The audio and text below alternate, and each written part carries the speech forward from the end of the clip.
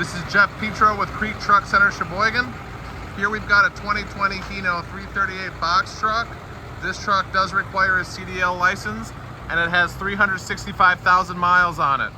It's powered by a 260 horsepower J08E engine, which is mated to a 6-speed automatic transmission. This truck has a 29-foot box on it with a 3,500-pound lift gate. It has had a full service and inspection and it's ready to hit the road. Call Jeff at 414-299-0315 to schedule an appointment or for more information on this unit or any other truck equipment you're looking for.